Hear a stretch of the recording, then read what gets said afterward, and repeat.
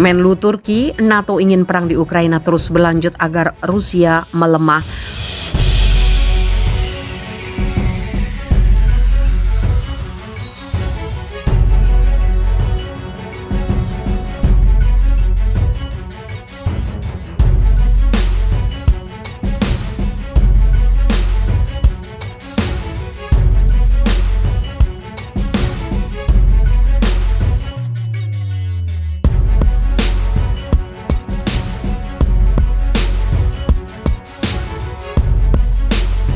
Turki menuding sekutu Fakta Pertahanan Atlantik Utara atau NATO menginginkan perang berkelanjutan di Ukraina.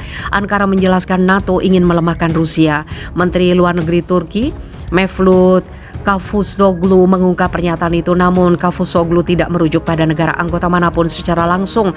Turki merupakan bagian dari aliansi militer tersebut. Ada negara di dalam NATO yang ingin perang berlanjut, kata Cavusoglu dikutip dari AFP. Mereka ingin Rusia menjadi lebih lemah, jelas Cavusoglu.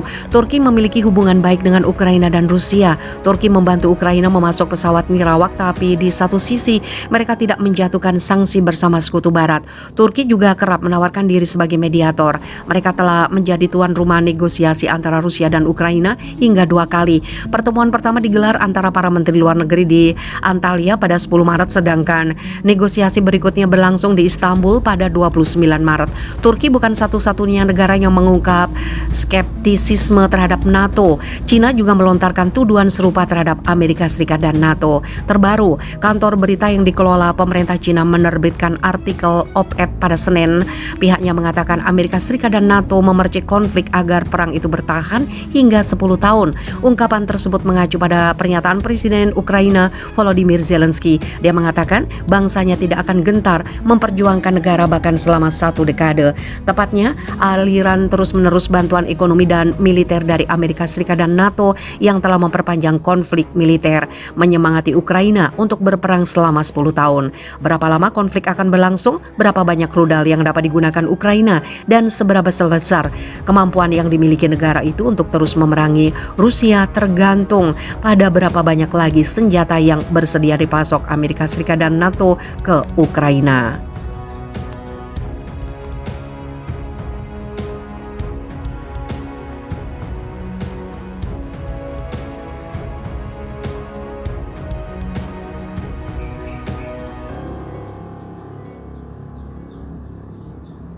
Rusia hancurkan jalur pasokan senjata barat di Ukraina. Pasukan Rusia telah menghancurkan 6 gardu traksi unit yang menggerakkan kereta api yang digunakan untuk pengiriman senjata asing dan perangkat keras militer ke pasukan Ukraina di Donbas. Hal itu diungkapkan juru bicara Kementerian Pertahanan Rusia, Mayor Jenderal Igor Konasenkov. Dia menambahkan bahwa stasiun itu terletak di pusat kereta api Krasnoye, Zolbunov, Merinka, Berdisev, Kovel, dan Korosten, semuanya di Ukraina Barat. Menurut Konasenkov, 27 sasaran militer juga dihancurkan oleh serangan udara, termasuk 4 pusat komando seperti dikutip dari Rusia Today. Bulan lalu, Menteri Pertahanan Rusia Sergei Shoigu mengatakan bahwa mendorong pasukan Ukraina dari wilayah Republik Donbas telah menjadi prioritas utama Moskow pada tahap kampanye militer kali ini. Para pendukung Barat Ukraina belum mengungkapkan rute pasti yang mereka gunakan untuk mengirim senjata ke Kiev, tapi laporan mengatakan bahwa banyak dari mereka dikirim melalui negara tetangga Polandia. Negara anggota NATO memasok berbagai sistem rudal anti-tank dan anti-pesawat kendaraan lapis baja, howitzer, dan senjata lainnya ke Kiev. Menteri Pertahanan Amerika Serikat Lloyd Austin dan Menteri Luar Negeri Antony Blinken melakukan perjalanan ke Ukraina pada hari Minggu, di mana mereka menjanjikan bantuan militer tambahan kepada Presiden Volodymyr Zelensky. Rusia menyerang negara tetangga itu pada akhir Februari menyusul kegagalan Ukraina untuk mengimplementasikan persyaratan perjanjian Minsk yang pertama kali ditandatangani pada 2014, akhirnya berujung pada Moskow atas Republik Donbas di Donetsk dan Lugansk. Protokol yang diperantarai Jerman dan Prancis dirancang untuk memberikan status khusus kepada daerah yang memisahkan diri di dalam negara Ukraina. Kremlin sejak itu menuntut agar Ukraina secara resmi menyatakan dirinya sebagai negara netral yang tidak akan pernah bergabung dengan blok militer NATO yang dipimpin Amerika Serikat. Kiev menegaskan serangan Rusia benar-benar tidak beralasan dan membantah klaim bahwa pihaknya berencana untuk merebut kembali kedua republik dengan paksa.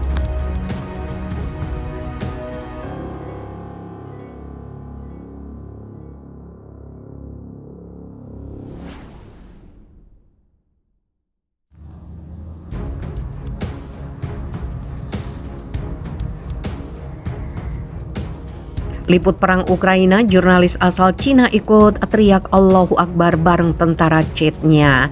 Pasukan Chechnya mengundang 20 jurnalis dari berbagai belahan dunia untuk meliput kejadian langsung dari orang pertama di medan pertempuran. Ada banyak momen menarik dalam kejadian itu, salah satunya seperti yang dialami oleh jurnalis asal Cina. Dalam video yang diunggah akun YouTube Kedubes Rusia untuk Indonesia, tampak tentara Chechnya memperlihatkan seorang jurnalis asal Cina yang terluka di bagian lengan.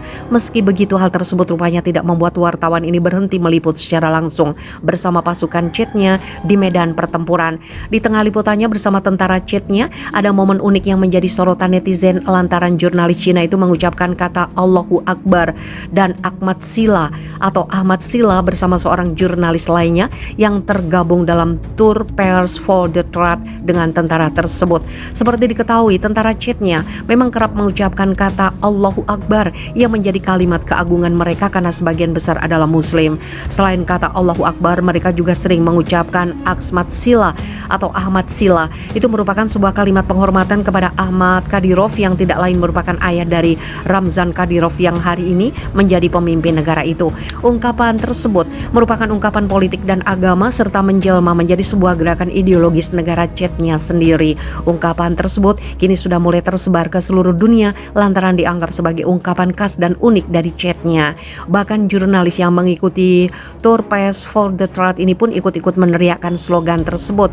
Sebagai informasi, demi melawan berita bohong yang masif dikeluarkan oleh Ukraina dan media-media barat, pasukan Chechnya mengundang 20 jurnalis untuk meliput secara langsung demi menyiarkan kebenaran kepada seluruh dunia dalam Tour Pairs for the Truth.